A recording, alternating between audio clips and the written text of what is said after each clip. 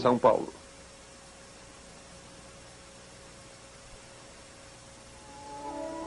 Era uma época de guerra e de guerra civil. Revoltas nas cidades. Heresias dentro da igreja. Uma época cheia de conflitos amargos em casa e no exterior, quando os homens começaram a tomar seus destinos em suas próprias mãos. O final da Idade Média, neste episódio de A Tradição Ocidental.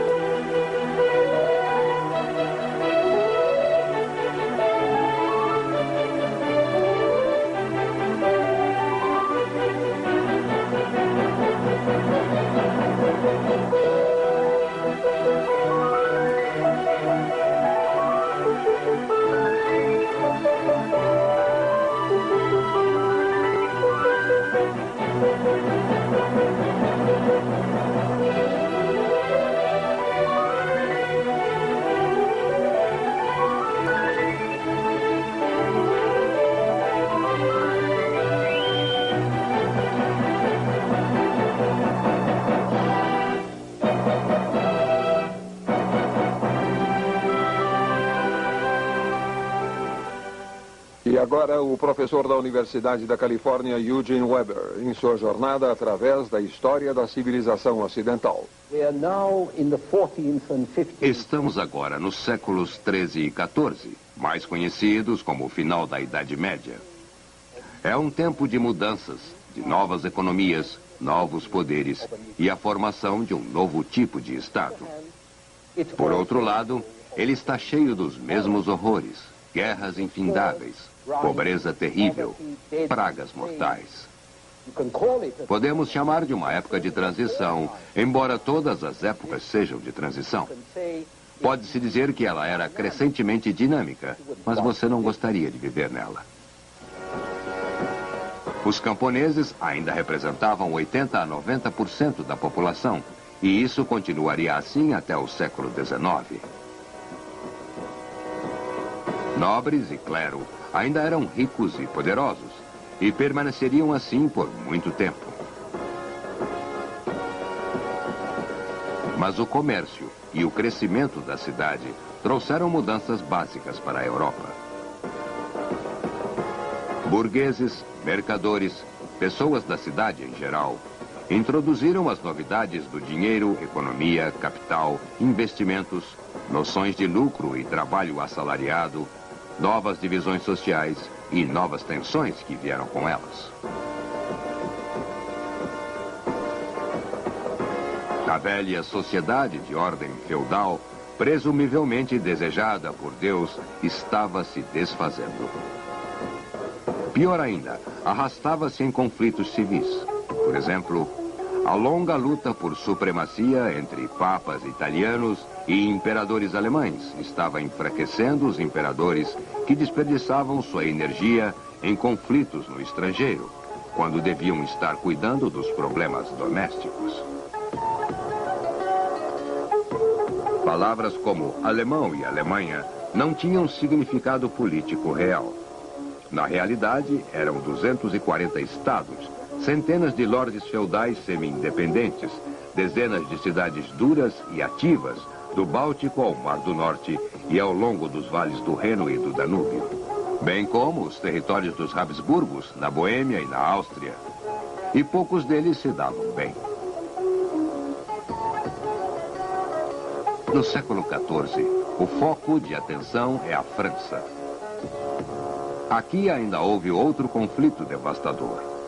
A Guerra dos 100 Anos, que durou ainda mais do que o nome diz, de 1227 até 1453, com poucas interrupções.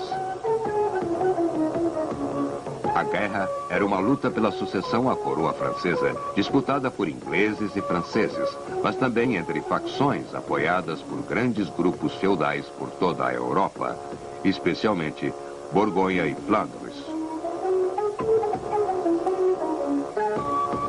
Quando finalmente os ingleses foram expulsos da França, o país estava em ruínas. Lobos vagavam por vilas abandonadas, hortas e campos. E pior que os lobos, eram os bandos de mercenários que exploravam o interior atrás de provisões escassas. Até as terras se transformarem em florestas, matos ou pântanos, no fim da guerra, em meados do século XV, a população francesa tornou-se 1/3, ou metade do que havia sido 150 anos antes. Mas não era tudo culpa dos ingleses.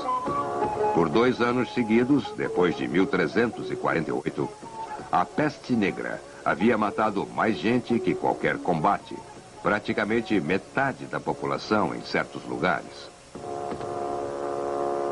A figura central deste mural francês representa a morte pela praga, não pela guerra. É um fato assustador que o número de lares franceses em 1789 fosse apenas 10% maior do que havia sido em 1328.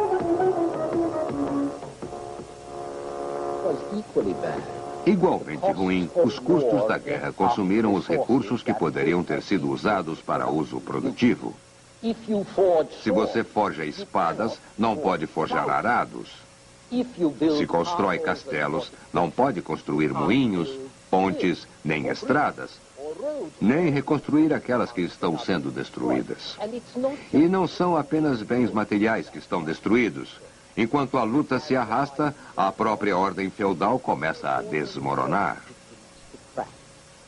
O feudalismo, antes de tudo, era sobre serviço militar. Mas serviço por curto tempo não era de muita utilidade numa guerra interminável. Então, os exércitos tornaram-se mais permanentes e profissionais. Quanto mais especializados fossem os soldados e seus armamentos, e incidentalmente essa foi a época em que a artilharia apareceu, mais dinheiro você precisava para eles. E mais a coroa pressionava para introduzir impostos, o que também danificava a estrutura da sociedade, porque esses tributos não fazem parte de nenhum contrato feudal que trata de troca de bens e serviços. Monarquias como aquelas da Inglaterra e França sobreviveram a esses períodos de dificuldade, aprendendo a manipular suas aristocracias e, na medida do possível, alistá-las em seu serviço. Novos impostos, que apenas os comuns pagavam, forneciam os fundos para o apoio real, que atraía os nobres e os conquistava para os interesses da coroa. Claro que os impostos danificavam ainda mais a economia. No meio da miséria e conflito, o consumo aberto dos grandes tornava-se mais evidente. Eram vestes caras e chamativas. Havia chapéus de mulheres tão altos que em 1418 as portas de um castelo real na França tiveram que ser aumentadas para permitir que a rainha e suas damas passassem. E isso durante a pior fase das lutas. Apesar de tal loucura, os franceses conseguiram expulsar os ingleses em 1453, exceto numa base militar em Calais. Mas essa grande vitória para a França foi obscurecida naquele mesmo ano por uma derrota ainda maior de um pequeno império, Bizâncio.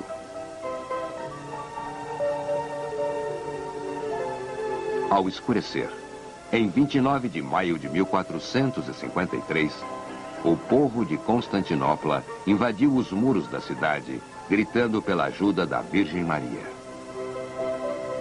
Sitiada durante 50 dias por 160 mil turcos, a cidade não tinha homens suficientes para guarnecer os longos muros, nem para consertar as pontes dos rombos provocados por 130 canhões, e uma frota composta de 250 navios. 1 hora depois da meia-noite, o ataque turco começou. Ao meio-dia do dia 30, Bizâncio estava morta depois de mais de 1000 anos. No Ocidente, no entanto, sua queda já tinha sido considerada inevitável. A Europa tinha outros interesses. Os ingleses estavam ocupados na última metade do século XV com uma guerra civil. Era a guerra de sucessão chamada poeticamente de Guerra das Rosas, pois o emblema dos dois grupos lutando pela coroa era uma rosa branca pela casa de York e uma rosa vermelha pela casa de Lancaster. É um longo e terrível relato de assassinatos, matanças, traições, que terminou em 1485, quando o último candidato à linhagem de Lancaster, Henrique Tudor, venceu a Batalha de Bosworth e tornou-se Henrique VII. A única coisa boa na guerra, cuja única relação com as rosas eram os espinhos, foi que a aristocracia belicosa foi quase dizimada. 1/5 da terra na Inglaterra foi deixada sem dono, e Henrique VII a reivindicou como seu domínio real, o que aumentou o poder da coroa às custas dos senhores feudais. Finalmente, no fim do século XV, a Europa começou a recuperar-se de quase 200 anos de guerras e pragas. Terras devastadas foram restauradas, novas terras foram cultivadas e cidades floresceram de novo. Pequenas, como Basel, com 8 a 9 mil pessoas. Médias, como Nuremberg, com 25 mil. Grandes, como Colônia e Bruges, com cerca de 50 mil. E na Itália, as gigantes, como Milão, Florença, Veneza, com cerca de 75 a 100 mil pessoas cada.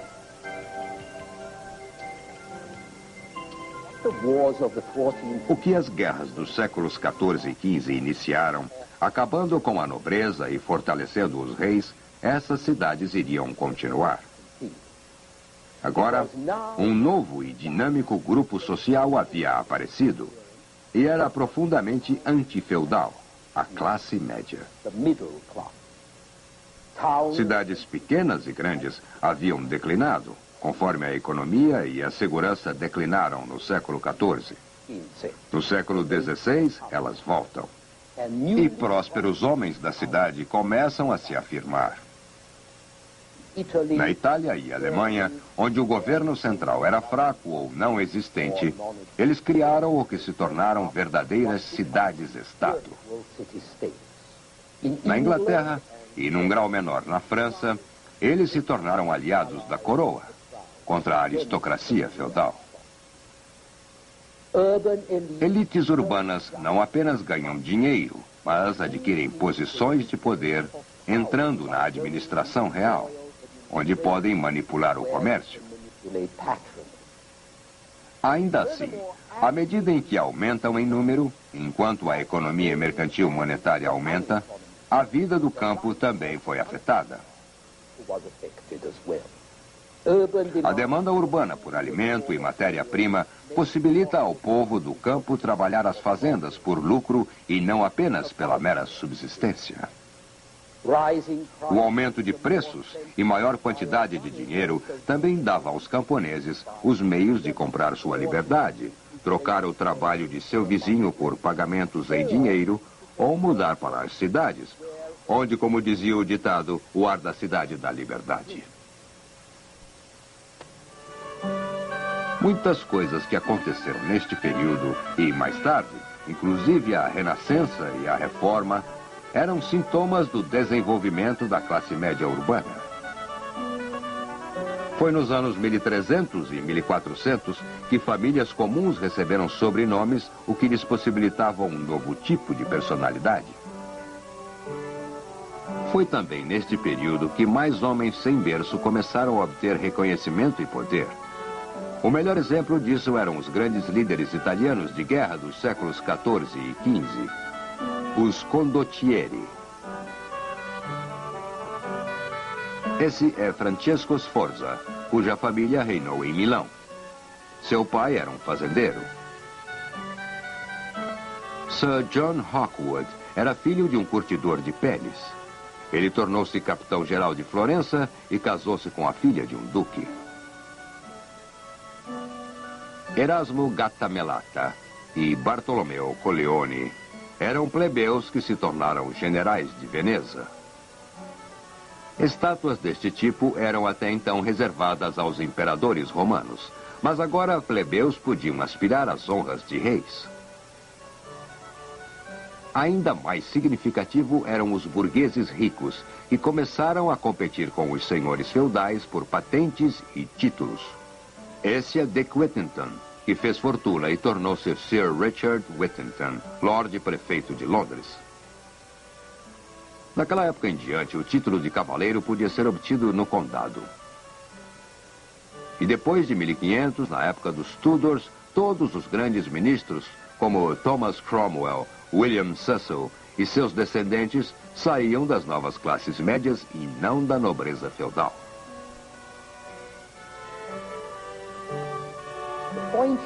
A questão aqui não é que novos homens chegaram à frente, porque novos homens sempre chegam à frente e todas as eras estão cheias de novas pessoas ricas ou novas pessoas nobres, que trazem consigo a vulgaridade e dinamismo, bem como dentes afiados e fortes cotovelos pontudos. A questão é como esses homens chegaram à frente, a classe que representavam e os valores que defendiam. Porque agora, em vez de fazer sua fortuna com o cavalo e a espada, você a fazia com o ouro, crédito e empreendimento comercial.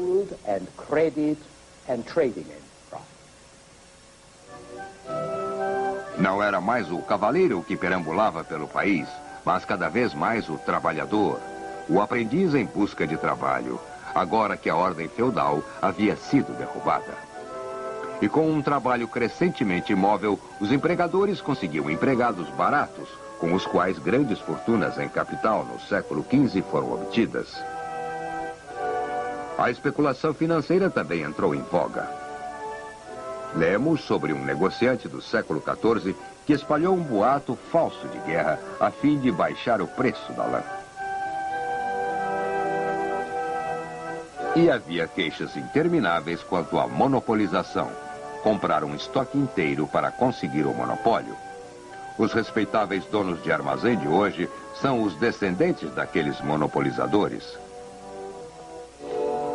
Os homens também começaram a especular com imóveis, o que não era feito desde a queda de Roma, e a acumular fazendas e substituir plantações em grande escala por produção especializada para mercado. Onde a criação de ovelhas era mais lucrativa do que o plantio, eles formariam pastos, pois acres e acres de pasto poderiam ser cuidados por uns poucos homens e um cachorro. Os inquilinos eram então despejados da terra para aumentarem o grande exército de trabalhadores potenciais, soldados, andarilhos e criminosos. Como dizia o ditado, as ovelhas comiam os homens, em vez do contrário. Ou, mais precisamente, o homem comia um ao outro mais vorazmente e mais implacavelmente que antes. Nestes processos podemos reconhecer tanto o surgimento de algo parecido com uma economia capitalista, quanto o fim da Idade Média. O importante nesta mudança não estava em ser para melhor ou para pior, mas sim por ser uma mudança que pôs em dúvida uma ordem feudal imemorial, que as pessoas nunca tinham pensado em questionar antes. Maldades que antes eram aceitas, agora causavam ressentimento. E ressentimentos que eram silenciosos, tornaram-se verbais.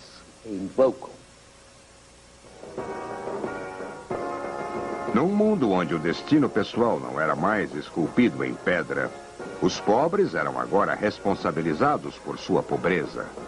E os pobres, por sua vez, responsabilizavam os outros, e assim a Europa entrou numa era de conflito social. O século XIV, especialmente, foi cheio de rebeliões. Trabalhadores contra empregadores, pequenos negócios contra grandes negócios, camponeses contra senhores feudais e todos contra os impostos e os cobradores de impostos. As revoltas mais sérias eram nas cidades, porque era onde você encontrava a massa crítica pronta para qualquer coisa.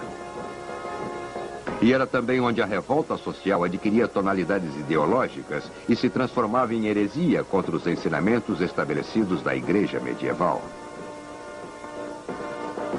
Rebelião era muito ruim, mas heresia era pior.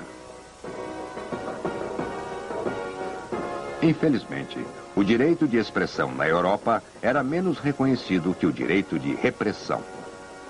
Assim, a heresia era frequentemente fatal para o herege, especialmente quando tomava a forma de uma revolta dos pobres contra a autoridade.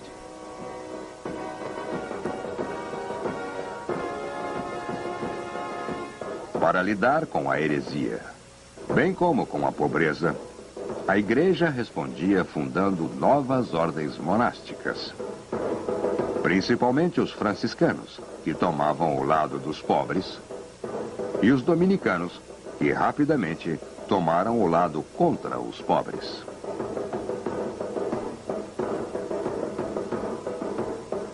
São Francisco, que viveu de 1182 até 1226, foi o fundador da Ordem Franciscana. Filho de um rico mercador italiano, Francisco foi um tipo de playboy em sua juventude, e quando assumiu a religião, seus ensinamentos refletiam isso. Era cheio de noções cavalheirescas, tiradas dos trovadores. Ele cortejava a minha dama, a pobreza. Ele fazia amigos entre os animais, como se vivesse num conto de fadas. Seu tom era bem-humorado e popular, como os seus seguidores. O fundador dos dominicanos foi São Domingos, que viveu de 1170 a 1221. Ele era um nobre de Castela, muito mais sóbrio e austero que Francisco, e nada ligado a brincadeiras. Ele interessava-se por educação, conformidade espiritual e conformidade intelectual. No século XIII, quando os inquisidores eram indicados para investigar a heresia e revelá-la, a maioria dos inquisidores era de dominicanos. Um dominicano florentino, chamado Savonarola, era provavelmente o sucessor mais típico de São Domingos, em espírito. Em 1494, ele estabeleceu uma teocracia puritana em Florença e acabou sendo queimado na fogueira 4 anos depois pelas mesmas pessoas que o haviam apoiado. Talvez o maior dos dominicanos tenha sido o mais atípico, São Tomás de Aquino, que morreu em 1274. Aquino era menos um padre e mais um filósofo, que reconciliava razão e destino. De acordo com Aquino, o entendimento da vontade de Deus não dependia de uma revelação miraculosa, mas sim de que Deus fez o homem ser razoável, de modo que ele pudesse analisar e lidar com a natureza. Deus também fizera o homem livre para que ele pudesse lidar com a natureza dentro da sociedade secular para a maior glória de Deus. Você pode ver como isso se encaixava bem numa época que ainda era profundamente religiosa, mas na qual os homens começavam a tomar o destino em suas próprias mãos. Mas essa foi também uma era de conflitos entre o Papa e o Imperador, entre o poder religioso e o secular. Ironicamente, foi Aquino, o grande teólogo católico, que forneceu uma base intelectual sólida para um Estado que era secular e racional, onde os príncipes administravam uma justiça que não era puramente arbitrária, mas baseada em procedimentos lógicos, previsíveis e codificados, como na lei romana, que o século XII estava redescobrindo no novo universo. Aquino estabeleceu como princípio que o direito humano não era destruído pelo direito divino. O Papa era o vigário de Deus na terra e a Igreja era proeminente em assuntos espirituais. Mas nos assuntos de bem civil, era melhor obedecer ao poder secular que ao poder espiritual. E além do mais, a lei e a justiça, que Aquino considerava como partes da razão de Deus, estavam acessíveis simplesmente usando nossa própria razão humana.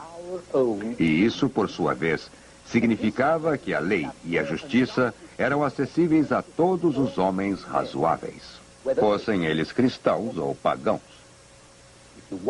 Para enfatizar o argumento, a luz da razão não dependia da igreja.